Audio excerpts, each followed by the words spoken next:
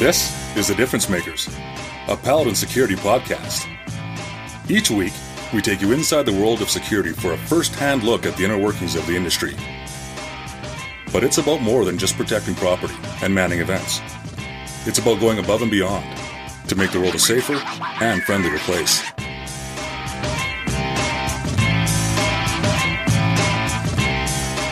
Welcome to The Difference Makers. I'm Christina Haydanis with PalAmerican Security. Heather Beasley, Director of Operations for PalAmerican, part of the PalAmerican group of companies, is this month's guest. Heather joins the security industry after a 13-year career in corrections, where she worked to help change and improve the system, which even included going undercover at a jail. Today, she talks about her experience, style of leadership that has found her success at PalAmerican, and what it's like to be a woman in the security industry. So Heather, you are the Director of Operations in Utah for PalAmerican, but before getting into a career in security, you spent years in corrections where you served as a captain, trained new peace officers, and worked to improve jails. What was that all like for you? You know, it's so crazy to even talk about it because growing up, I never thought I would even look at the inside of a jail, let alone spend 13 years working in them. But it was a passion I kind of just fell into. And, criminal justice is a necessary part of society. It might be a part of society people don't want to talk about, people don't like to talk about, but you have to talk about it. And as you learn and grow in corrections, you see sometimes just how forgotten that part of society is. And you can't forget it, even if you want to. So as I spent years working in various jails in Utah, you just saw that there was opportunities to make things better. And you have to take those opportunities because that's your responsibility once you're in that profession. So it's very rewarding. A lot of people might not hear corrections and think, oh my gosh, that's rewarding. Think it's rewarding, but it is. It's very rewarding, and that's what motivates you to continue to improve and to make that kind of dark side of society, the best that it can be because it is so needed. Right. Yeah, no, that totally makes sense. And, you mentioned wanting to improve and finding new ways. And you did work to improve care for inmates dealing with mental health. You were even on a TV show where you went undercover to help better the system. So where does that passion for improvement and making change come from for you? Like, did you know it before you entered into corrections, or was it kind of eye-opening, like, wow, like a lot needs to be done here to help these people? I did not know beforehand. It depends on where you work throughout the country, obviously. But even if in the most reputable facilities in the country, you go in there and you think you just have a job, right? You're the quote unquote gatekeeper. You're there to, make sure nothing bad happens, or you're there to make sure people are safe. And there's so much more to it than that. If you go into corrections and you just think you're there to keep people safe, you're going to have a rough time. That's not your only job. Look at the title, corrections. You're there to correct behavior. You're there to help people go back into society and become productive members. That's the entire point. If we just build warehouses of jails and put people away for life, that's not the point. And several people think that's the best thing. But take a step back and really think about it. First of all, we're going to run out of space very quickly. But that's not what it is. People make mistakes in life and they need to learn and grow from those. Everybody does. And that's the point of the correctional system. So no, I went in there thinking I'm going to be a quote unquote guard, right? I'm going to go in there, I'm going to do my job. And very quickly I realized, oh my gosh, I have a chance to make an impact on people's lives, on the facility, on the public, because that's a big part of public safety is corrections. So very quickly I realized that was a great opportunity, and I took that. And fortunately I was given great chances to use my abilities to improve the areas I worked in. Mm-hmm. What was the biggest shocker, I guess, that you would say for when you were undercover in the jail that you saw that you maybe had no clue or was like, this is something that needs to be high on the priority list? It would be hard to prioritize. There were a lot of things. And this sounds very, I guess, obvious, but just the lack of human rights. They did not care that we were out of toilet paper. I was out of toilet paper for 7 days. Oh my gosh. And everyone knew it. The guards knew it. The people responsible for the jail knew it. And it was just in their minds okay because we were quote unquote inmates. Wow. I mean, I'm not going to go into detail, but think about not having toilet paper for 7 days. No. And that's just, I mean, literally going up to folks and guards. These are the people responsible for my well-being, saying, guard so-and-so, I don't have toilet paper. Sorry, we're out. And that was an okay response because they didn't understand. They haven't lived that. They go home. They have toilet paper, right? They can stop at the store on the way home if they don't have toilet paper. But that would be the basic human rights that people who aren't living that don't realize, how much it affects people. And that might be a physical thing, but it affects you mentally as well. For sure. Day after day. And, and just the simple things of how, dirty things were, people take maybe for granted that they can wipe things off when they're dirty. And if you can't, that accumulates, and that's a health issue. So just those basic human rights like that are, I think, what was so shocking to me and so eye-opening. Yeah, you're right. I mean, when you say that, it is shocking because it is something you don't necessarily think about when you think of, what changes you would make for a jail, right? It wouldn't be the first thing, but it does make sense that, those would be things that inmates would have to deal with every day. So, as mentioned, you had spent quite a while in corrections, but then you joined security recently, not too long ago. What drew you to the industry? They are similar, but what drew you to make that change and come into security? Obviously the structure is very, very similar, so that's ideal to me. Working in public safety that I absolutely love, you do have restrictions. Just because of the dynamic. It's a government entity. And, everything you see on the news today, politics and so forth, that's involved in corrections. And, it's kind of refreshing to be able to just see what needs to be done and not have quite as many obstacles to get there. And I'm not saying that the obstacles in government are negative. They're built in for a reason. Anything you do in a government structure is spending public money, right? So you have those hoops, if you would, that you need to jump through, and they're understandable. Well, you don't quite have those in private security. For my portfolio in Utah, I'm able to see my entire portfolio and I can make the changes that I feel are necessary to improve. Now, at the same time, if it's a bad choice, I'm the one who's going to have to feel it, right? Right. But you don't have that time delay. If you see something needs to be changed, you can do it fairly quickly to try to improve, whether it be for staff or for the clients or the contracts or anything like that. So it was the draw of the similarities, but then the vast differences that pulled me toward private security. For sure. And what do you bring from your prior experience in corrections to your role now? Well, I think a lot of it goes with staffing. When you're in public safety, again, you're at the whim of the dollar, right? So if the county council, public council, whatever it may be, says, hey, you need this many employees, you have to make that work. So you really learn to value your employees because you needed the most out of them and you needed them to stay and you needed retention and you needed recruitment. So I think more than anything, that value of the employee is what I've really pulled to the private sector, and knowing that each person, I'm going to cherish that applicant. They might not start out as the greatest employee, but I'm going to give them every opportunity to be that employee, and I'm going to respect them and cherish them. So I think that's probably the biggest thing I brought over is just that respect and that appreciation for staff. Yeah, and that's huge. And I want to touch on it a little bit in a second, more so about the culture and everything that you've kind of helped implement with PalAmerican. But first, I just want to know kind of if you can explain your style of leadership. Like, what kind of leader are you? Well, I would say I'm definitely a leader. I like to lead from behind. I'm going to be there with the quote unquote troops. I'm going to help them. Well, I'm really very big on giving everybody the tools they need to succeed. I'm going to give you every chance to succeed.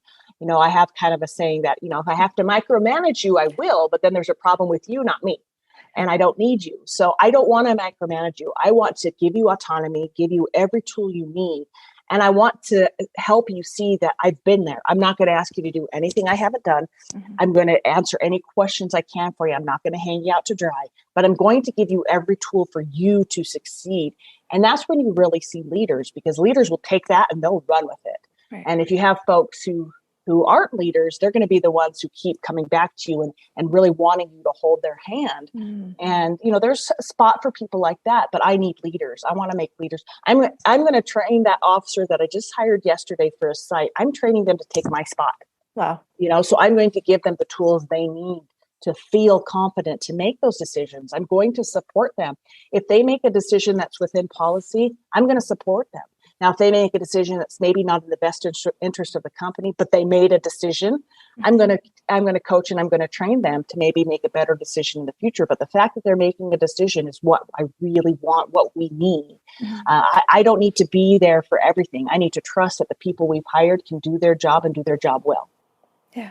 And did you find that it took a little bit of time for employees to adapt to that, or is it appreciated and they're like, yes, I like this, the way that this is working? Kind of both with time. Yeah. So when I first came in and I had folks coming to me, I was very big on turning the questions back around. So they'd come in, they'd give me a problem, this happened, and they'd just stop. And I'd sit there and wait. And I'd be like, okay, well, what are you going to do? And they're like, well, what do you want me to do? And I said, I want you to do what you want to do. Yeah. And so it did take a little bit there was a learning curve, because I think a lot of people unknowingly kind of worked in fear. They didn't want to make the wrong decision because they didn't want to get in trouble. And there's a lot of reasons for that. That can be miscommunication. That can be leadership styles. It can be a gamut of things. So I very quickly wanted to impress upon people that I am trusting you to make this decision. And if you make honest mistakes, that's okay. We're going to learn from those and grow from those. But my goodness, I don't have the ability to make everybody's decisions for them. Oh my goodness, nor should I. I'm not the boots on the ground, right? The boots on the ground should be making these decisions. So it did take a while. And it was kind of a mind trip for some of them, because they have never worked in that style. That, wait a minute, I can just make this decision. Yeah, you can. And I'm going to support you. And if you are unsure until you gain that confidence, yes, ask us questions. Me and my leadership team, we're here as a support for you guys. You don't support us. We support you guys in making yourself successful. So it's a little bit of a different mentality for some, especially in the paramilitary style. I am in the paramilitary style, obviously coming from corrections and public safety, and we do have the paramilitary style, and I do emphasize chain of command. Yeah. But what people don't understand with chain of command, that doesn't mean that you make all the decisions at the top. Yeah. That's just a way of communication. People don't understand that. Chain of command is just a way of communicating and of respect, but that doesn't mean the person at the top makes all the decisions. So it was a bit of a learning curve for some, but I think a lot of them have appreciated it and understand and they thrive in that. And the ones who don't want to be a part of that, that's okay. They can move on to do other things, but you really see your natural leaders come out when you give them that autonomy. Yeah, for sure. And tell me a little bit more about the paramilitary type style that you lead by. I mean, we talked about it before, and I find it so interesting because I've never really heard too much about it. So just tell me a little bit about more about how it works for you. Yeah, absolutely. So anytime you have a group of people, you're going to have some sort of if you want to call it a rank structure or anything like that. And it's for communication and for people to be able to focus their responsibilities. So with us in PalAmerican, we have folks on the site, the officers, and then we might have a site lead or a site supervisor, an account manager. Then we have field supervisors, client CSNs, client support managers, right. And then up here at the top. So if you look at it, it kind of branches out from the top. So you have a director, and then it kind of goes like a tree. And each person has a set of responsibilities below them. And if you have your line folks coming all the way up to me. So, let's say I have 200 line folks. If all 200 of those folks are coming to me to answer questions, I don't have enough time in the day, right? Yeah. Not only that, and this is the thing I really impress upon people, a lot of people will come to me because they say, oh, well, you know the answer. Well, here, let me show you why this is so important to follow your chain of command. Maybe your new supervisor doesn't know the answer, but if you skip them to get the answer, they still don't know the answer. But if you go to them, they don't know the answer, they're going to find the answer. So now you both just learned the answer. So it's very important for us to follow that chain of command for communication, for learning, for training, for growing, and out of respect. That's the other thing that I tell folks. We have promoted people for a reason because we feel they are leaders in our company. We have put our belief in them, and we deserve to respect them. If I've promoted someone to a supervisor and nobody's going to them, that's basically saying, well, we don't respect you in your role. And that's not right. We promoted them for a reason. So that was something that was a really hard thing for a lot of people to learn, because they just want to go to the person who they know has the answer.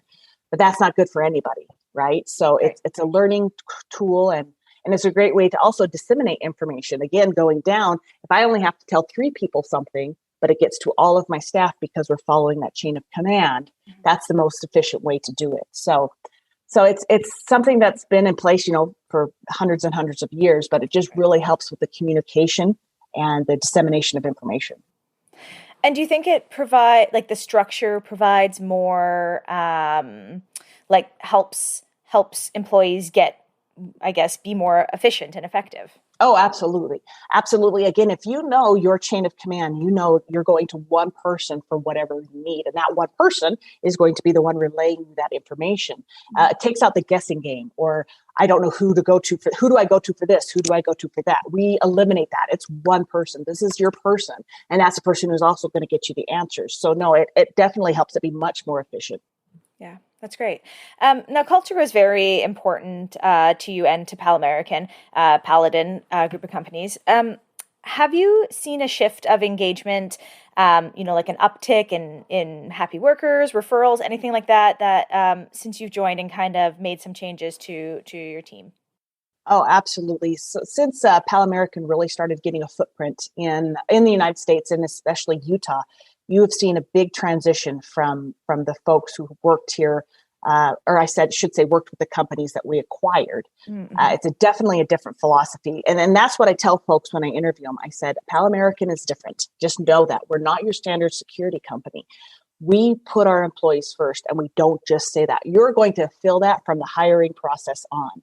We put you are not just a number. You are not a number. You are a name. You are a person. We respect you, and you are important. And we use that philosophy in every single thing that we do. When we're talking to them, we're asking for their opinions. We're asking for improvements. If there's a site that there's something that needs to be done, we're going to the folks who work at that site and saying, hey, the client wants this. What's the best way to do that? Mm-hmm. And we've had folks say, what? Wait, what? Just wait. Usually I'm just told what to do. You're asking me how you should do it. And it's getting that buy-in. That's what's so great, is getting that buy-in. And then you see the officers so much more engaged because they were the ones who were part of the process. And because of that, because of them having that engagement and that buy-in, you see them referring their friends and family. And I tell you what, as a director, if you are referring a loved one to us, I know we're doing something right, right? You are referring a friend, a family member to come, and you're trusting them with us. And that means so much to us. And we see so much of that. We have, fathers and daughters working here. We have sisters. We have roommates. We have husbands and wives. We love it. I think that is the greatest compliment when we see an applicant come through and they're a referral. That to me says we're doing something right. We're going in the right direction, because if you love your job so much, you're actually referring folks to come and work for us. Mm-hmm. That says something. So we really, really value those. Yeah, for sure. And have you found that even employees are maybe seeing security instead of just being like, oh, it's just a job I'm going to, that they more are looking at it as a career? Oh, definitely. We have another core value of promoting within. And that is my favorite thing to see, is when we have an opening for a supervisor or higher, and we have internal candidates put in. That's saying, I want to stay here. That is saying, listen, I'm not just looking at this as a job for the now. I'm looking at this as a career for the future. And that is awesome to see. And also, we're seeing a lot of folks leaving other careers to come and work for us. And that says something too. It's like, wow, they see this as something stable, something they can count on. And, a lot of that changed with the whole pandemic. People really needed to find something essential. Things that they thought were essential in the past have that's a whole different definition nowadays, and we're essential. So folks are really seeing that, hey, this is a part of society that's very important. Private security, it's not going away, and it's something that I can really rely on. And so they want to find a company that they know is essential, but also that they know will respect them and give them those opportunities to be successful and to promote. And that's what PalAmerican and Paladin does for them. Yeah, definitely. Now, you bring diversity to the industry as a woman in security. It's something that you're used to, I guess, coming from corrections also. It's probably not as common to have females in the industry. But what kind of challenges have you faced because of it, just in your whole career, not maybe necessarily at PalAmerican, but just in your entire career? You flash back, 13, 14 years ago, and it doesn't seem like that long ago. But it definitely was still a male-dominated, public safety was a male-dominated force, and it still is if you look at the numbers. And sometimes you just run into what I call unintended bias. And I think that's what I felt a lot of. I had intended bias as well. Folks didn't like me because I was a female or because I was young. But I think the bulk of it was unintended bias. They didn't have a female who came in, who wanted to make changes, who was capable, and who was willing to do the work. So I think a lot of them kind of were hesitant, I guess. And fortunately, there were enough who gave me a chance and allowed me to succeed. And then what I will say about this industry, whether it's the public safety or public safety or private sector, if you prove your worth, if you prove you can do it, most bias will go out the window. But being a female and being young, I did have more bias to overcome. I just think because it was a little different. You didn't have a hard-charging female come in corrections and want to change the world, So, but once you prove you can do it, most folks will be like, okay, all right, you earned it, right? Yeah. And they will let you succeed and be a support for you instead of an obstacle for you. But it definitely was something that was there. And I dealt with it until I left that sector. Some folks, it's just built in that they're not sure women can do this job. And if anything, that motivated me. I'm very competitive. I played sports my whole life. So telling me you're unsure of me or telling me I can't do something is only going to motivate me even more so. So I appreciated those challenges as well, because it made me be who I was. I love that. So did you find that you had to, work harder to prove yourself or anything like that than maybe a counterpart who was male? Absolutely. There were positions in my past that I knew I was the best candidate. Everyone knew I was the best candidate. But maybe I wouldn't even get an interview for it. And I'm like, wow, man, I didn't even get an interview for that, where, I should have been in the top 1 or 2, and I didn't even get an interview for that. And, all I did was I kept putting in for it. You weren't going to deter me. But I think some things took a little longer because I just had to go over those barriers. And there were other times, committees or so forth, I maybe had I always called it a manipulation. I might've had a great idea, but because I was the one presenting the idea, people wouldn't listen. So I'd use that to my advantage. I didn't need the credit. I needed the progress. So I would maybe use a male counterpart and kind of say, hey, you should bring this up. They would bring it up and, the committee would go for it. And I didn't care about that. I don't need the accolades. I want the progress. So I would recognize, hey, if I'm not going to be respected in this forum, I'll use someone else to get the progress done. I don't care. Yeah. That's a good point.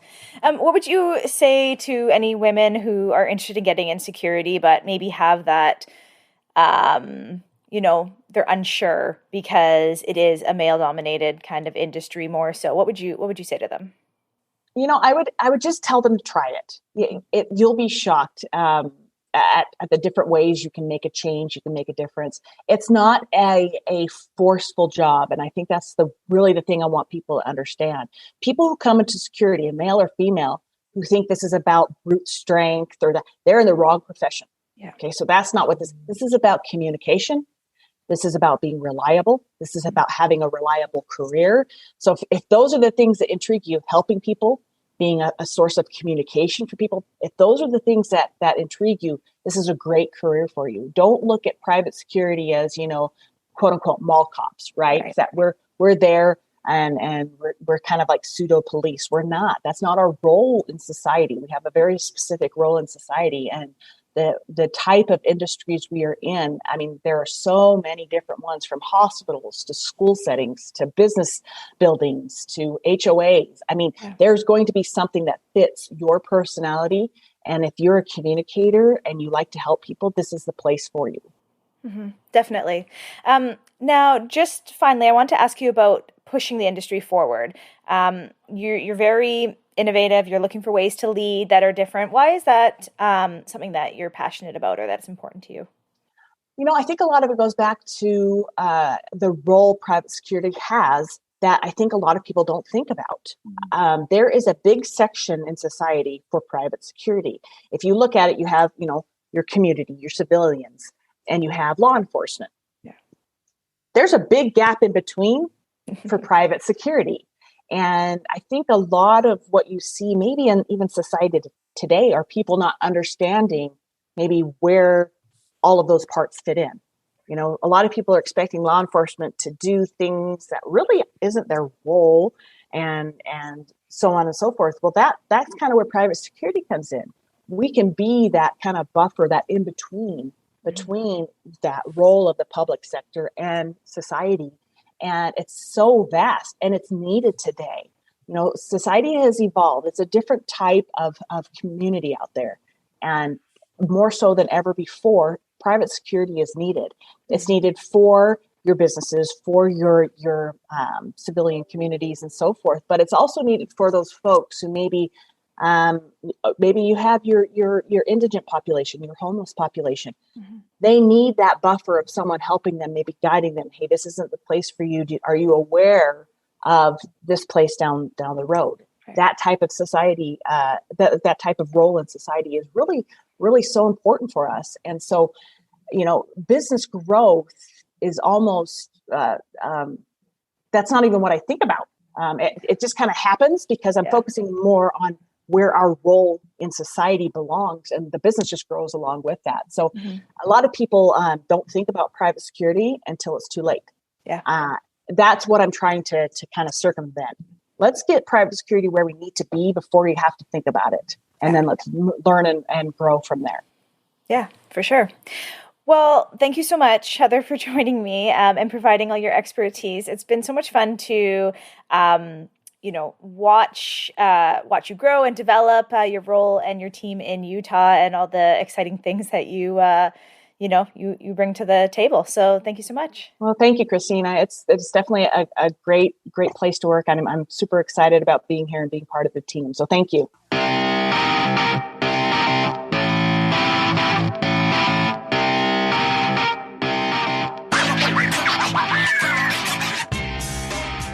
Thanks for tuning in to The Difference Makers. New episodes are released on the first Tuesday of every month.